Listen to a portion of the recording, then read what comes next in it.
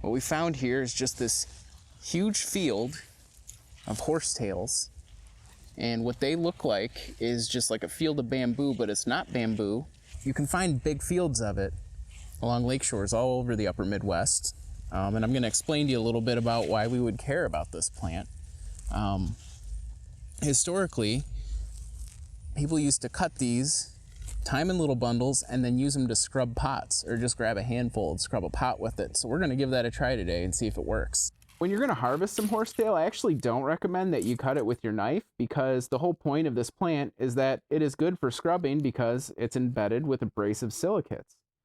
So maybe don't run the cutting edge of your knife all over this abrasive stuff like we did, or you'll end up having to sharpen it. Horsetail, or scouring rush, or rough horsetail, or snakegrass, grows all over North America and Europe. It likes wet, sandy places and is extremely common throughout most of its range. It is actually a type of fern, so it reproduces with spores, and it gets its name either from this fertile structure that it produces, which looks kind of like a horsetail, or from this other common member of the horsetail family where like the whole plant looks like a horsetail. It has ridges embedded with silica, which is what makes it great for scrubbing and sanding things.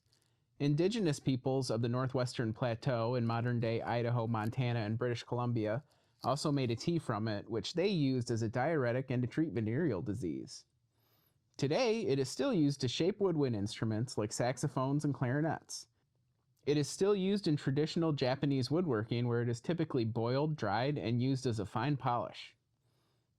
The dark parts between each tube section are the leaves, and each section is separated from the next.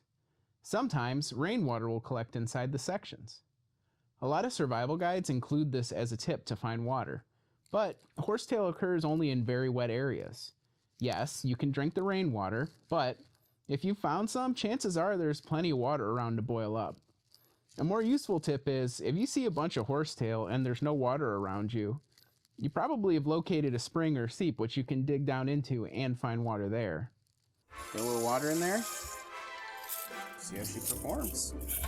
Okay, this is just water, and this isn't a super dirty pot, but you can see it's taking it right off. Now, what I'm also noticing, I believe there's silica embedded in the vegetation, in the flesh of this, and I think it is actually scraping my stainless steel pan here. I'll try my best to scratch it. This is for science and for YouTube, so I'll try my best to just scratch it in one place, see if I'm right. Actually, I'm not sure. It actually kind of looks like those might just be old scrapes. I don't think it is scraping this up. So again, this is just water, nothing tied together. You'd obviously want to use soap for sanitation purposes, but you don't need it to get just like a basic pan scrubbed. So that was the first test. I should really try this with, so I'm gonna soak this off, and we will see if we can get it all the way clean just with the scrubber. I imagine that in history this was used just to scrub the tough bits. It was when the finishing clean was probably done with a rag. I think you would probably switch to a rag at about this point once everything was knocked loose. But I guess if you were in the woods and you didn't have a rag, didn't want to use it, could you get this acceptably clean maybe with just this in your hands?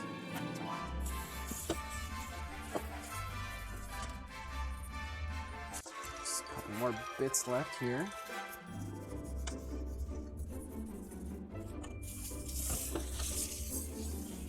That looks pretty good. I'd say that looks pretty good. I'd say that looks pretty good for just a quick scrub. I think that looks pretty good. Since this plant is supposed to be a fine abrasive, I decided to try using it to remove some surface rust on this carbon steel knife I wish I hadn't bought, since I'm surrounded by lakes and it has been kept oiled all the time or will instantly start rusting.